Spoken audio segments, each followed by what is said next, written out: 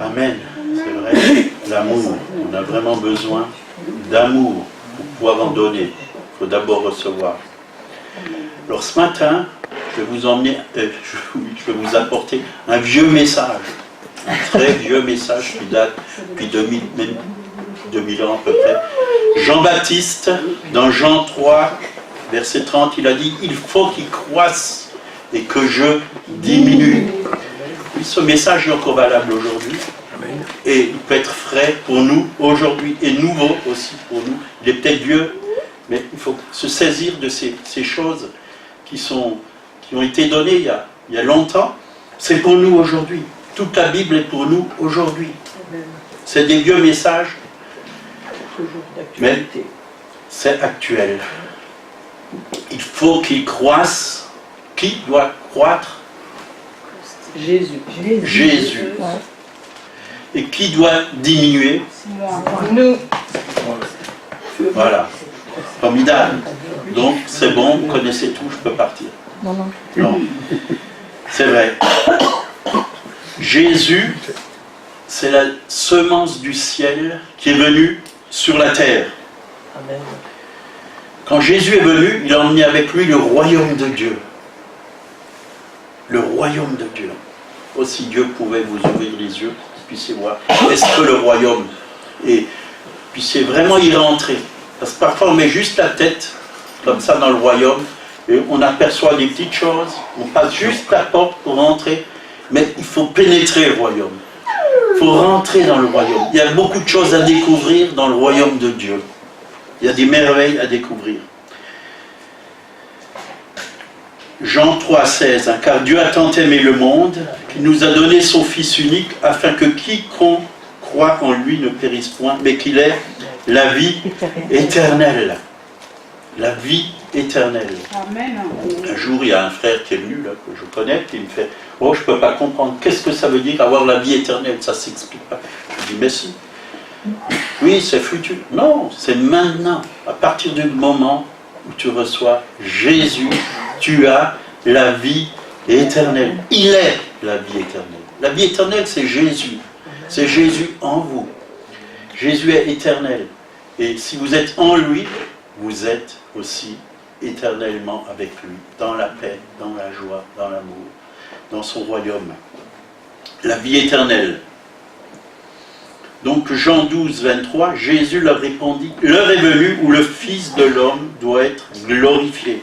En vérité, je vous le dis, si le grain de blé qui est tombé en terre ne meurt, il reste seul, mais s'il meurt, il porte beaucoup de fruits. Celui qui aime sa vie la perdra, et celui qui est sa vie dans ce monde la conservera pour la vie éternelle. » Est-ce que vous voulez conserver votre vie pour la vie éternelle? Amen. Donc, il y a tout un programme. Hein.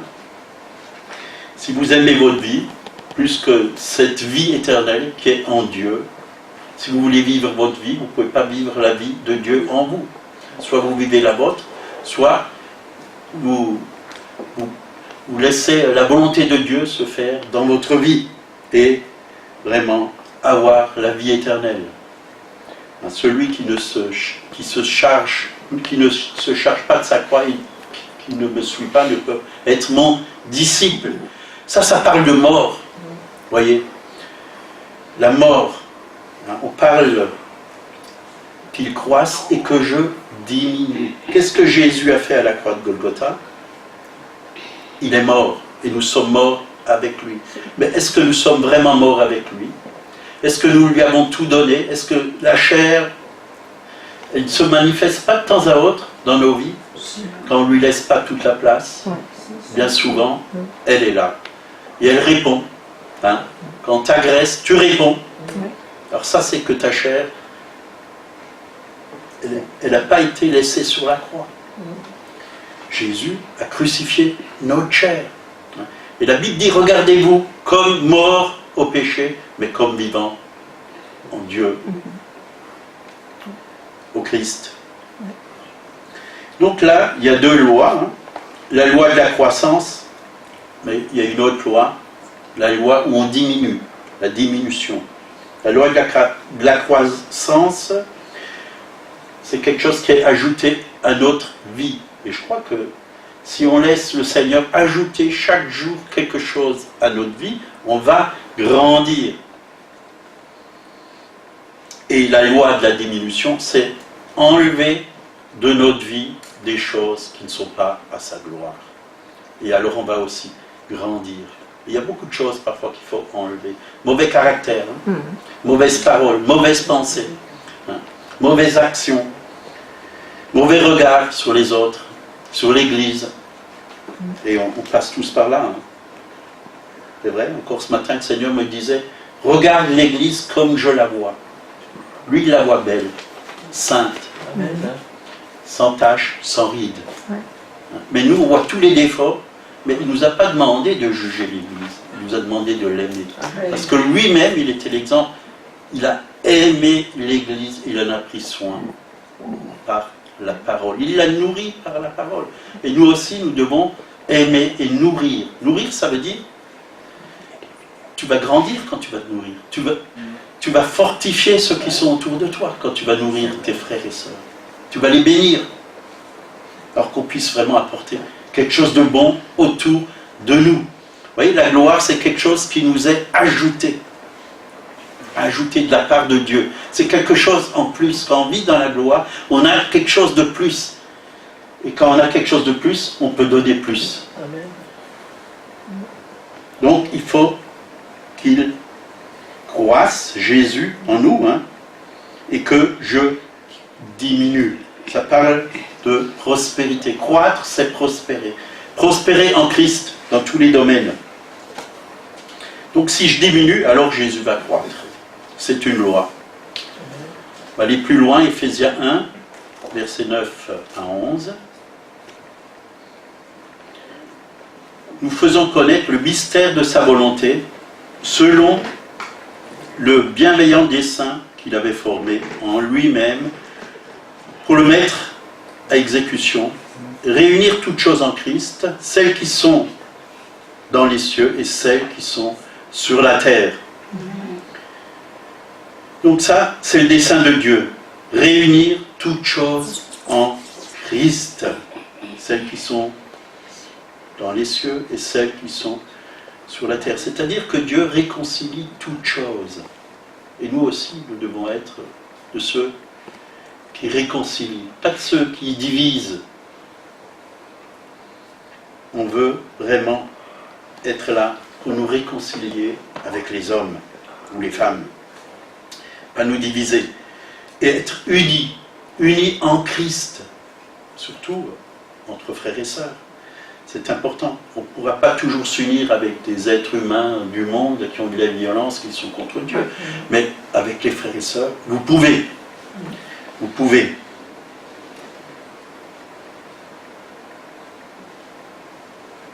Donc réunir toutes choses. Jean 3, 30.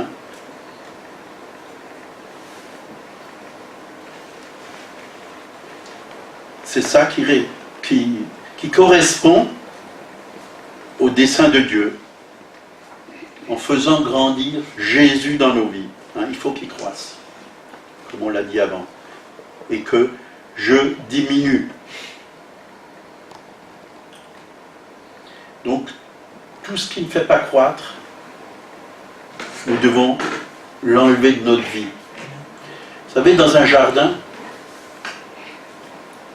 il y a des choses qui étouffent la plante. Il y a des ronces, il y a des épines, il y a plein de choses. On en a parlé vendredi soir. Et ce n'est pas le même message. Il y a des ronces, des épines qui empêchent à la plante et des mauvaises herbes de s'épanouir, de grandir. Il y a tout ça. Il faut en prendre soin, il faut enlever toutes ces choses. Avant-hier, j'ai mis du fumier, un bon tas de fumier comme ça, sous mon jardin, fumier de cheval. Ça va grandir. C'est bon, ça réchauffe. L'amour, c'est comme le fumier, ça réchauffe. Ça pue. Ça sent bon, l'amour. Ça sent le parfum de Christ. Oh, le fumier, oui, ça sent. C'est naturel. Ça fait des bons légumes.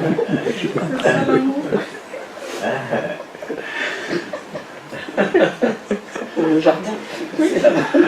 C'est bon, hein. Donc, nous avons vraiment besoin de veiller à ce que des mauvaises herbes, des mauvaises semences en nous ne poussent pas. Qu'il n'y a pas en nous des racines d'amertume. Qu'il n'y a pas en nous des mauvaises choses, des fausses doctrines aussi. Vraiment besoin que nous prenons soin de nos cœurs. Hein, garde ton cœur plus que toute chose, car c'est de lui que viennent les sources de la vie.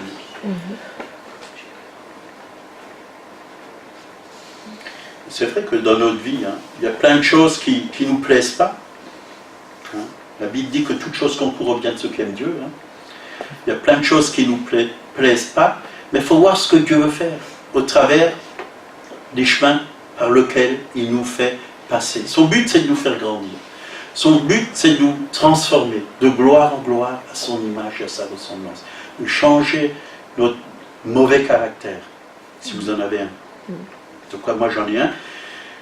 Si moi j'en ai un, je crois que vous aussi vous en avez un. Il faut qu'il aille à la croix, qu'il meure. Jésus l'a déjà fait, mais bien souvent on le porte encore.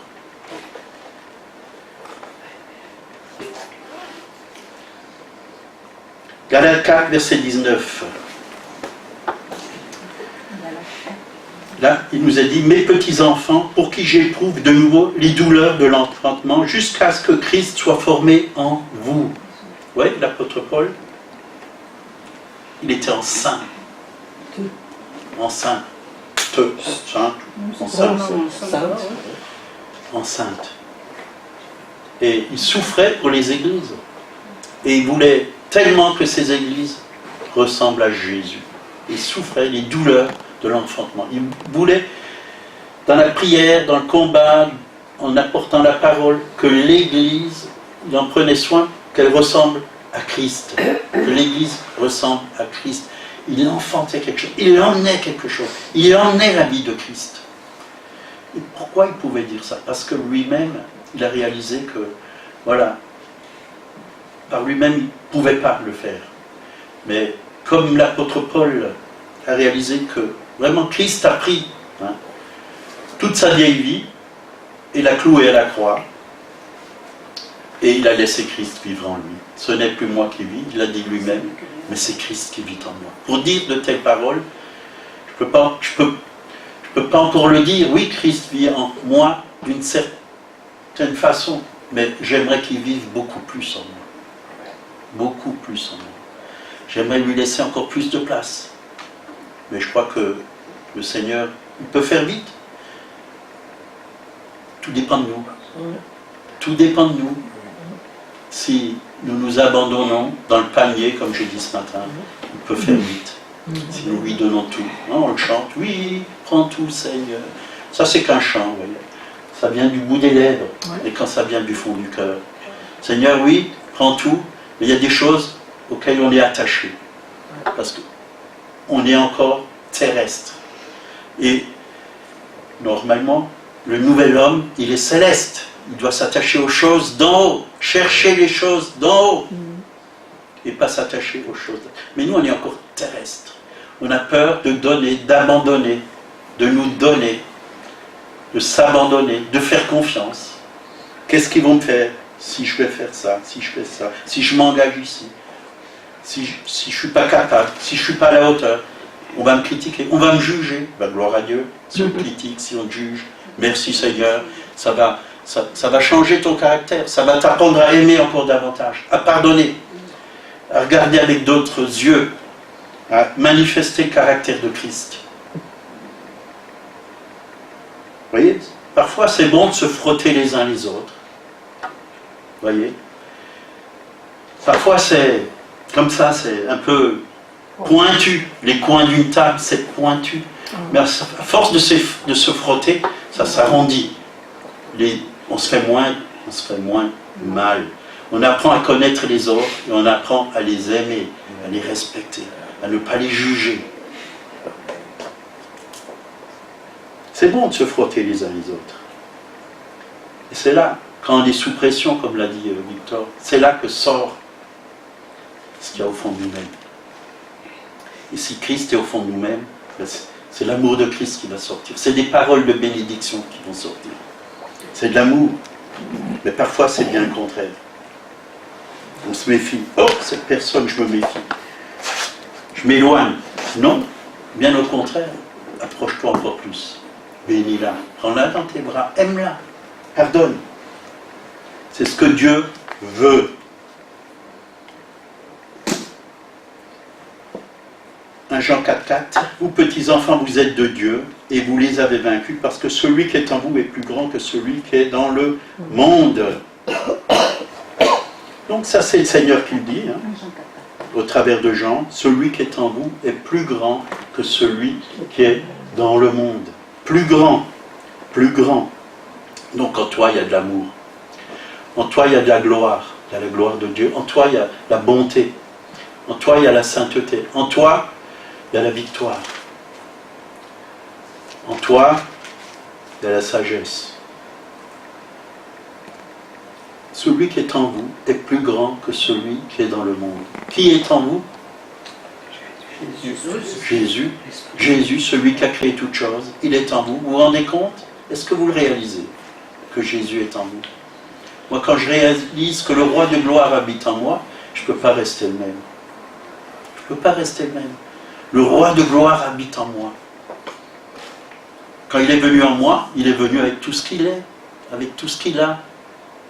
Mais il est surtout venu avec son amour parce qu'il a tant aimé le monde qu'il est venu vivre en nous, habiter en nous. Seigneur, prends possession de moi. Viens dans tous les domaines de ma vie. Rentre dans ma maison. Prends toutes les places, toute la place dans le salon, dans la salle à manger, à la cave. Faites visiter au Seigneur toutes les pièces, même la cave, même s'il y a un peu de désordre, s'il y a quelques bouteilles de vin, de bière qui traitent, c'est pas grave. De toute façon, il boit tout. T'as pas à te gêner. Il sait tout. Il sait tout ce que tu penses. Il sait tout ce que tu fais. Tu ne peux pas te cacher. Où fuirais-je? David a dit, loin de ton esprit. Hein? Partout où on va, il y est. Il voit. D'ailleurs, s'il est en nous, on l'emmène avec. Et parfois, on l'emmène dans des endroits où il n'aimerait pas aller. Parce qu'on fait des faux pas. Or que nous puissions l'emmener dans de bons endroits où il peut se manifester, où il peut être glorifié, où il peut être élevé. Donc, qu'est-ce que tu réalises? Que celui qui est en toi est plus grand que celui qui est dans le monde. Demande au Saint-Esprit une révélation de celui qui est en toi. Celui qui est en toi. Alors, tu n'as plus peur après. Si tu as une révélation et tu réalises que celui qui est en toi, tu es plus grand que celui qui est dans le monde, tu n'as plus peur de rien. Tu as une assurance, tu as une autorité, tu as une paix, une joie que le monde ne connaît pas. Tu as un amour qui dépasse l'amour du monde ou l'amour humain, c'est l'amour divin.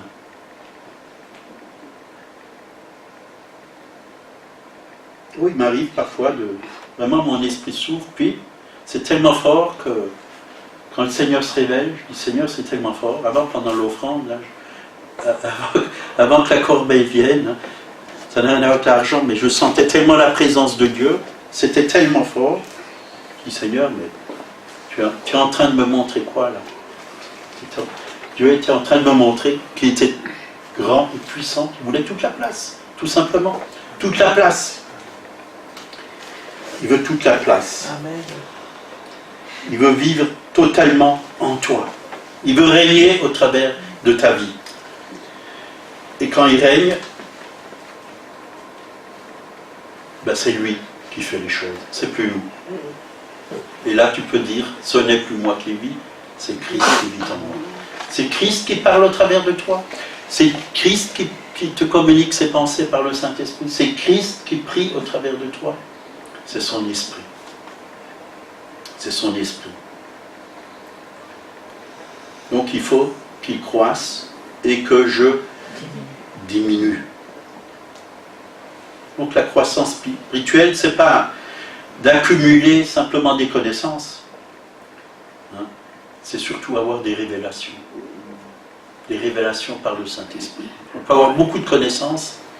Il y a des gens qui connaissent toute la Bible par cœur. Toute la Bible. Ils ont lu, ils savent où est tel et tel passage, mais ils ne sont pas dans l'Esprit de Dieu. Ils ont une connaissance intellectuelle.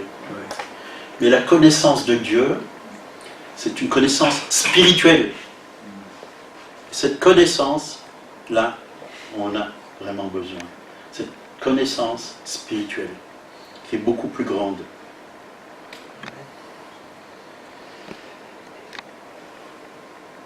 Alors là, on va prendre Éphésiens qui nous parle de cette connaissance. Éphésiens 4, verset 11. Il a donné les uns comme apôtres, les autres comme prophètes, les autres comme évangélistes, les autres comme pasteurs et docteurs, pour le perfectionnement des saints. Voilà pourquoi Dieu a donné ces ministères, pour le perfectionnement des saints. Tout le monde n'a pas le même ministère. Alors ne vous étonnez pas quand un prophète vient et qu'il prophétise. C'est son ministère, c'est tout à fait normal qu'il prophétise, c'est biblique. Il y en a qui ont le ministère de pasteur. Un pasteur, c'est un berger, il prend soin de ses brebis. Quand une brebis a mal, il la soigne. Quand elle souffre, il la console. Il prend soin de ses brebis, il les nourrit. Il les nourrit au travers de la parole de Dieu. Chacun a un ministère différent.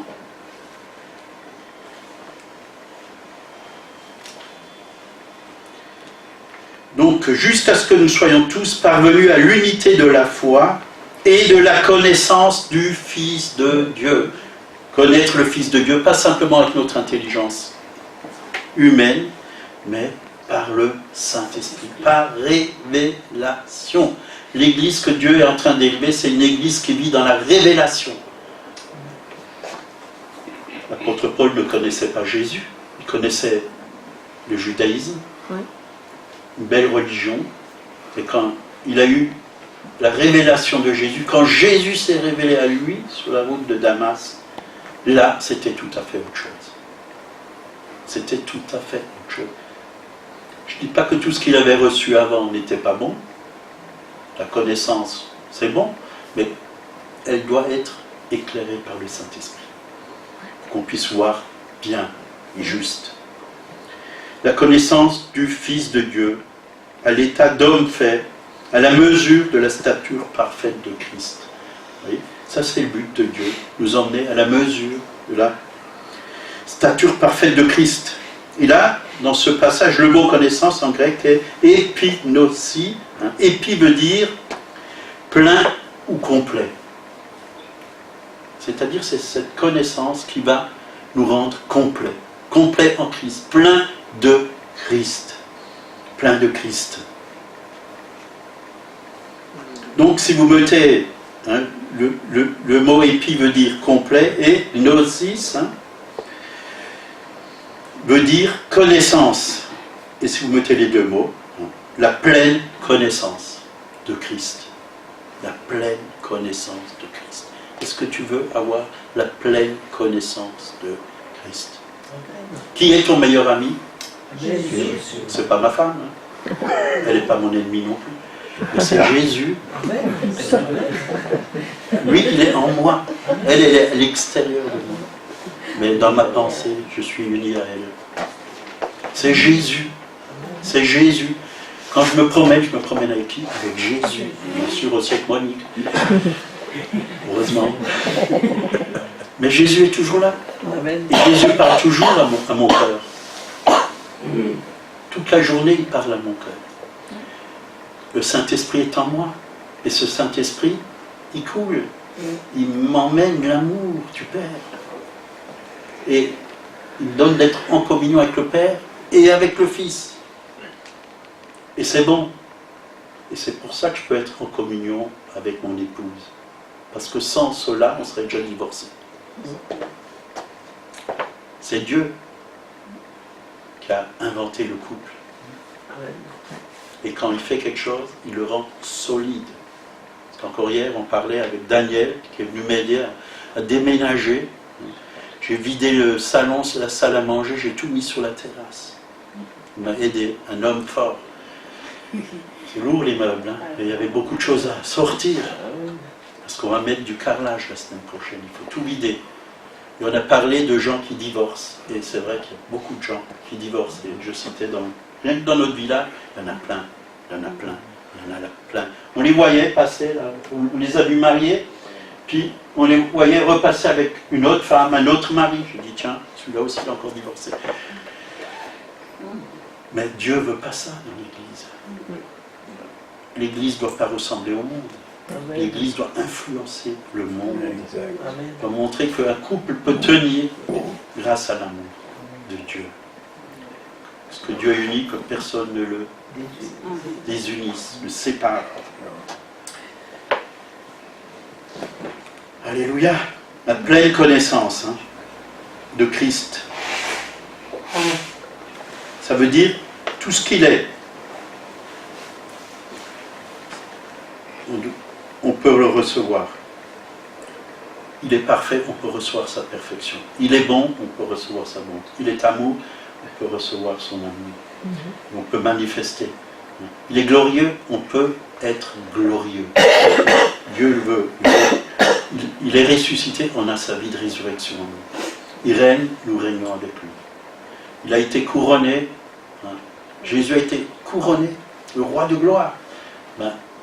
Quand vous voyez, au début de la création, qu'est-ce que l'homme, pour que tu te souviennes de lui, qu'est-ce que le Fils de l'homme, tu l'as couronné de magnificence et de gloire. Dieu veut remettre son image dans l'homme. C'est ça. Il est la tête du corps de Christ. Et j'aime beaucoup ce passage. Il est la tête du corps de Christ. La tête et le corps ne font qu'un. Il n'y a pas le corps et la tête, mais le corps et la tête ne font qu'un. Où tu vas, tu es avec Jésus. La tête est avec toi. Tu es le corps, mais tu as la tête avec lui. Tu ne peux pas marcher dans la rue sans tête. Quelqu'un qui marche sans tête, il est mort. Il ne peut pas dire. Ou alors c'est un extraterrestre. Christ, c'est quoi? Christ, c'est le corps et la tête. La vie qui est dans la tête, elle coule dans le corps. Amen. Amen. La vie qui est dans la tête, elle est dans le corps. Si Christ est fort, alors tu es fort. Si Christ est vainqueur, alors tu es vainqueur. Si Christ est joyeux, alors tu es joyeux. Tel il est, 1 Jean, chapitre 4, verset 17, tel nous sommes dans ce monde. Tel il est, tel nous sommes dans ce monde. Et il est où? Où le Seigneur maintenant? Dans la gloire. Il est assis sur le trône. Il règne. Et la Bible dit que nous sommes assis avec lui dans l'île céleste. Nous régnons avec lui. Nous régnons avec lui. On pourrait faire toute une étude et il y aurait beaucoup de choses à dire là-dessus. Donc, le problème, ce n'est pas le diable, c'est nous.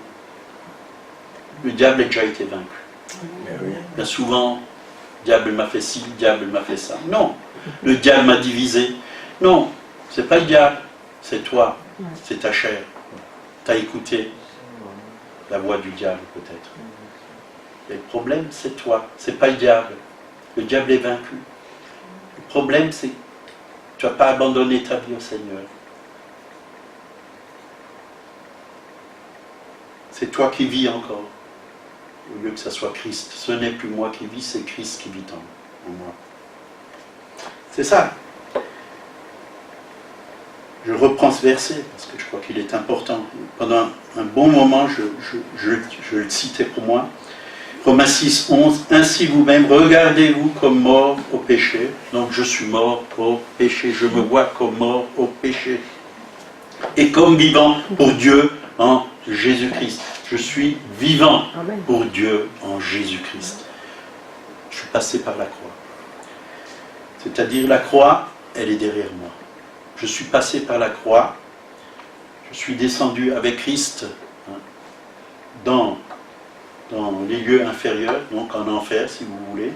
Il y en a qui appellent pas ça enfer, mais moi je l'appelle parce que je crois que l'enfer existe. Et Jésus a pris les clés de la mort, tu étais en lui, nous étions en lui avec Christ. Il a pris les clés de la mort et du séjour des morts à l'ennemi. Donc si tu étais avec lui, dans la mort, dans la résurrection, donc tu es vainqueur avec lui. Donc la mort n'a plus de pouvoir sur toi. Un chrétien ne meurt pas. L'apôtre Paul dit ceux qui dorment. Il ne dit pas les morts. Ceux qui dorment. C'est-à-dire ton corps, oui, il va dans la pourriture, il se décompose, mais au moment même où ton corps arrête, cesse de vivre, tu passes de l'autre côté. Il n'y a pas de mort. Tu continues à vivre. Il n'y a pas de mort. On a de l'espérance. Quand je vois des chrétiens qui pleurent les morts, sans cesse, bon, tu peux avoir un coup parce que tu as aimé la personne, ok, j'ai rien contre. Mais il y en a, c'est pendant des mois, même des années, ça vient loin. Moi, quand je connais quelqu'un qui est en Jésus et qui a vraiment aimé le Seigneur, je loue Dieu, Seigneur, alléluia. Amen. Tu l'as repris, c'est une joie. Il est avec toi dans la gloire. Il est dans ta présence. C'est beau. On n'a pas à se lamenter pendant des mois et des années. On se réjouit parce qu'ils sont en Christ. Par contre, si tu as quelqu'un dans la famille qui n'a pas Jésus dans sa vie et qui meurt, là, ça fait mal. Ça fait mal si on n'a pas de certitude où il va. Dieu seul le sait, bien souvent, Dieu seul le sait. On peut se convertir juste avant, donner son cœur à Jésus, 2 secondes avant, on ne sait pas. Il y en a avant de mourir écrit à Dieu, mais n'attendez pas. N'attendez pas, parce que tu ne sais pas. Un jour j'étais dans une église, et puis après la réunion, je parlais avec une dame. Monique était là. Je lui ai donné mon témoignage et je lui ai dit que le Seigneur peut rentrer dans sa vie, peut la sauver, tout ça. Et elle est partie. Et de soi-même, boum, quelqu'un est rentré dans la voiture. Mort. Sur le coup. Alors ceux qui vous disent, oh, quand je serai vieux, vous pourrez me parler de Dieu. On ne sait pas quand on va partir. Soyons prêts.